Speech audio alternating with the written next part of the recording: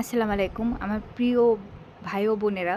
তো তোমরা আশা করি যে এই বাংলা দ্বিতীয়পত্রের যে তোমরা এখান থেকে আশা করি অবশ্যই তোমরা এখানে তো ৭০ নাম্বার যে নির্মিত অংশ সেখানের ৬০ নাম্বার তোমরা ইনশাল্লাহ 100% তোমরা আশা করা যায় এখান থেকে কমন পাবা অবশ্যই এই সাজেশন থেকে। আর তোমাদের জন্য শুভকামনা।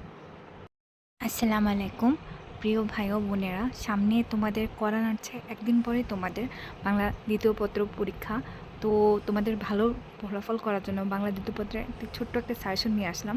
আমি আশা করি ইনশাল্লাহ এখান থেকে তোমরা কমন পাবা। তো শুরু করি।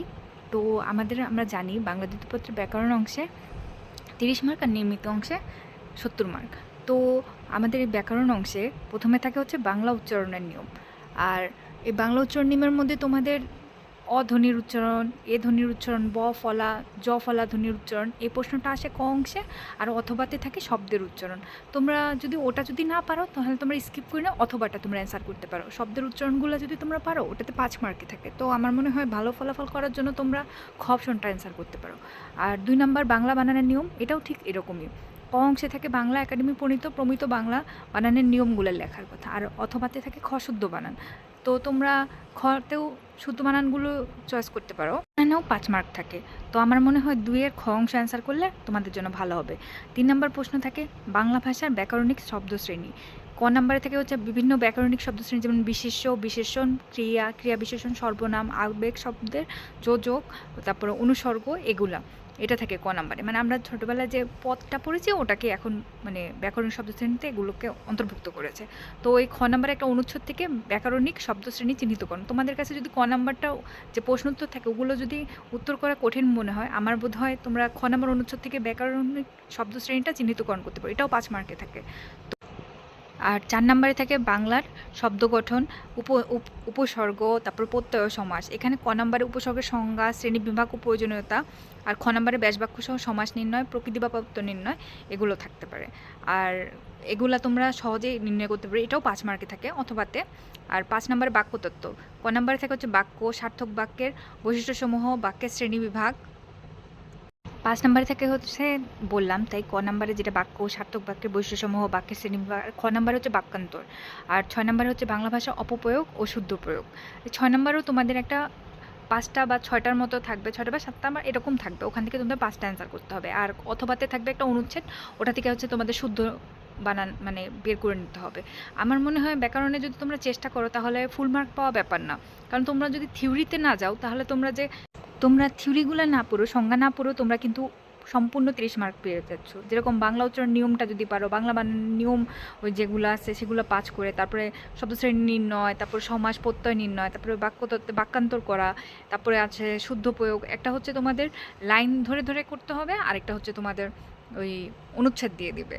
তো তোমরা যদি কাকে বলে এগুলো যদি পড়া যদি কঠিন বোধ হয় তাহলে আমার মনে হয় যে নির্ণয়গুলো যেগুলো আছে অথবাতে, ওগুলো যদি তোমরা ভালো করে পড়ো তাহলে ব্যাকরণে 30 নাম্বারে 30 পাওয়া ব্যাপারই না। তো তোমাদের জন্য শুভকামনা। তোমাদের নির্মিত অংশে 70 নাম্বারে এখানে পারিভাষিক শব্দ থাকবে।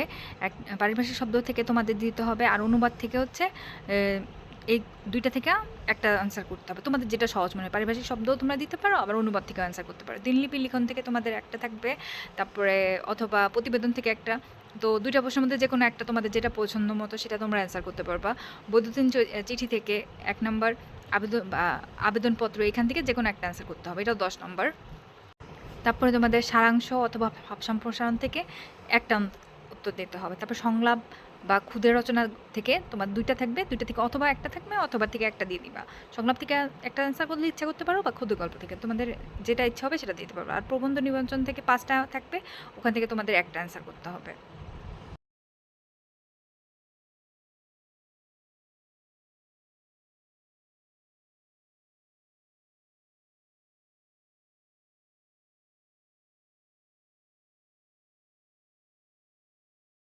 তোমাদের এখানে পারিভাষিক শব্দ এমনি বোঝানোর জন্য দিয়েছি, মানে তোমাদের এখানে পারিভাষিক শব্দ থাকবে।